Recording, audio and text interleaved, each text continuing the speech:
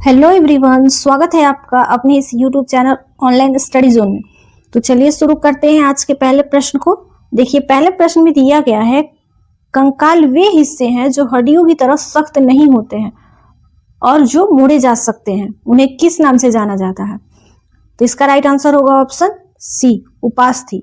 उपास्थि क्या है, थोड़ा सा देखते हैं। उपास्थि एक प्रकार का संयोजी ऊतक है जो लचीला होता है और जोड़ों में गति करने में मदद करता है। एग्जाम्पल, हमारे कान, बाहरी कान और नाक की नोक उपास्थि से ही बनी होती है। अगला प्रश्न है, निम्नलिखित में कौन सा श्वसन तंत्र के संचालन क्षेत्र का एक हिस्सा है और पाचन तंत्र का भी एक हिस्सा है?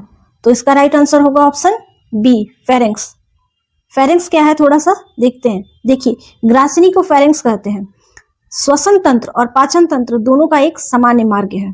यह नाक की गुहा के पीछे स्थित होता है और हवा के लिए स्वर यंत्र और भोजन के लिए ग्रास नाली में खुलती है।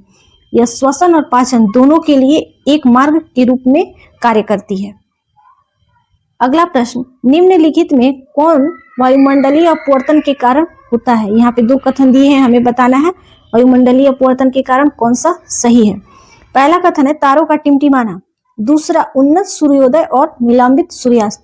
दोनों ही कथन वायुमंडलीय अपवर्तन के कारण होते हैं, इसलिए हमारा राइट आंसर हो जाएगा ऑप्शन ए, 1 और 2 दोनों। देखिए, यहाँ पे वायुमंडलीय अपवर्तन से संबंधित और भी फैक्ट दिए हैं, आप इसको अच्छी तरीके से पढ़ लेना। तारों के रंग उनके खाली स्थान पर निर्भर करते हैं, तो इसका राइट आंसर हो जाएगा ऑप्शन ए, तारों का रंग उनके तापमान पर निर्भर होता है। द्रव्यमान संख्या और परमाणु संख्या के बीच समान अंतर वाले तत्वों के परमाणुओं को क्या कहा जाता है? तो इसका राइट आंसर होगा ऑप्शन बी, समन्यूट्रॉनिक। समन्यूट्रॉनिक क्या है? समन्यूट्रॉनिक उन परमाणुओं की संख्या को कहा जाता है जिनकी न्यूट्रॉन की संख्या समान होती है, लेकिन परमाणु की संख्या और द्रव्यमान संख्या अलग अलग होती है। अगला प्रश्न, एक कौन सा बल है जिसके कारण गतिमान वस्तुएं उत्तरी गोलार्ध में दाईं ओर और दक्षिणी गोलार्ध में बाईं ओर मुड़ जाती है? इसका राइट आंसर होगा ऑप्शन डी, कोरियोलिस बल। देखिए, कोरियोलिस बल क्या है? कोरियोलिस बल एक पृथ्वी के घूर्णन के कारण उत्पन्न होने वाला एक आभासी बल है जिसका प्रभाव ध्रुवों पर अधिकतम होता है और भूमध्य रेखा पर लगभग 0 के बराबर होता है। अगला प्रश्न, निम्नलिखित में किसने यह नारा दिया था, राजनीतिक स्वतंत्रता एक राष्ट्र की प्राणवायु है? तो इसका राइट आंसर हो जाएगा ऑप्शन बी, अरविंदो घोष। किस ब्रिटिश नीति के अनुसार भारतीय शासकों को अपनी स्वतंत्र सेना रखने की अनुमति नहीं थी? इसका राइट आंसर होगा ऑप्शन ए, सहायक गठबंधन। चलिए देखते हैं थोड़ा सा। सहायक गठबंधन की शुरुआत सबसे पहले फ्रांसीसी गवर्नर डुप्लेक्स ने किया था, लेकिन भारत में इसे लॉर्ड वेलेस्ली ने ब्रिटिश शासन के विस्तार हेतु लागू किया। तो ब्रिटिश शासक के हेतु लागू किया था, तो लॉर्ड वेलेस्ली का शासनकाल कब से कब तक था? तो 1798 से 1805 ईस्वी तक इनका शासनकाल था। निम्नलिखित में किसने त्रिपक्षीय संघर्ष को समाप्त किया था? तो त्रिपक्षीय संघर्ष को समाप्त किया था प्रतिहार वंश के शासक ने। आइए जानते हैं थोड़ा त्रिपक्षीय संघर्ष के बारे में। देखिए, त्रिपक्षीय संघर्ष 3 राष्ट्रों के बीच में हुआ था, पाल, प्रतिहार और राष्ट्रकूट। इन तीनों के बीच कन्नौज पर शासन स्थापित करने के लिए त्रिपक्षीय संघर्ष हुआ था, लेकिन लास्ट में त्रिपक्षीय संघर्ष को समाप्त किया था प्रतिहार वंश के शासक नागभग द्वितीय ने।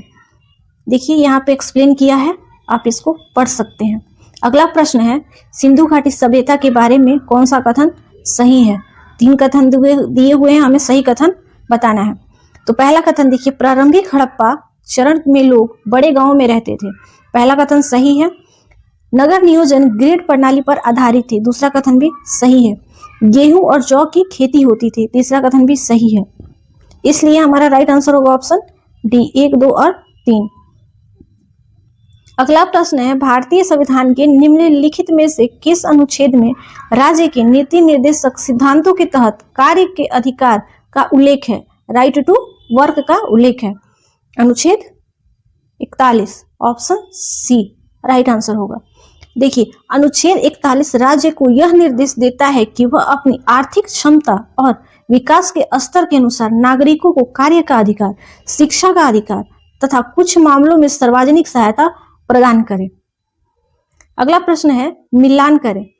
समानता का अधिकार या समता का अधिकार अनुच्छेद 14 से 18, स्वतंत्रता का अधिकार अनुच्छेद 19 से 22, संवैधानिक उपचार का अधिकार अनुच्छेद 32, धर्म की स्वतंत्रता का अधिकार अनुच्छेद 25 से 28। हमारा कौन सा ऑप्शन मैच करता है? Option A. ऑप्शन ए हमारा राइट आंसर होगा। अगर राज्य हर जगह है, यह अंतराल शायद ही कोई छोड़ता है, यह किसकी व्याख्या करता है? तो यह कल्याणकारी राज्य की व्याख्या करता है। निम्नलिखित में कौन विश्व के सबसे शुष्क अध्रुवीय रेगिस्तान का उदाहरण है? तो इसका राइट आंसर होगा ऑप्शन सी, अटकामा रेगिस्तान। अटकामा रेगिस्तान साउथ अमेरिका के चिली देश में स्थित है। अगला प्रश्न है, केंद्र राज्यों द्वारा राज्यपालों की नियुक्ति का प्रावधान कहां से लिया गया है? तो इसका राइट आंसर होगा ऑप्शन डी, कनाडा। अमेरिका से मौलिक अधिकार लिया गया है। आयरलैंड से नीति निर्देशक सिद्धांत और राष्ट्रपति का नामांकन लिया गया है। अगला प्रश्न है, मिलान कीजिए। संगमरमर, संगमरमर होगा कयांत्रित सेल A का 4th, बलुआ पत्थर होगा B अवसादी सेल, कोयला होगा जीवाश्म ईंधन, ग्रेनाइट होगा आग्नेय सेल। हमारा राइट आंसर होगा ऑप्शन ए का 4th, B का 1st, C का 2nd, D का 3rd। Right answer option A. किस अपर्दन कारक द्वारा सर्क भूरूप का निर्माण होता है? तो सर्क का निर्माण ग्लेशियर या हिमनद द्वारा होता है। बाकी ऑप्शंस को भी देखते हैं। नदी द्वारा वी आकार की घाटी, गार्ज और डेल्टा का निर्माण होता है। पवन द्वारा लोएस, बालू का स्तूप का निर्माण होता है। लहर द्वारा सी आर्च का निर्माण होता है। निम्नलिखित में कौन सी मृदा निक्षालन की प्रक्रिया से बनती है? तो इसका राइट आंसर होगा ऑप्शन सी, लेटराइट। लेटराइट मृदा का निर्माण निक्षालन की प्रक्रिया से होता है, जिसे लीचिंग कहते हैं। इसका निर्माण वहां होता है जहां वर्षा की मात्रा अधिक होती है और तापमान भी अधिक होता है।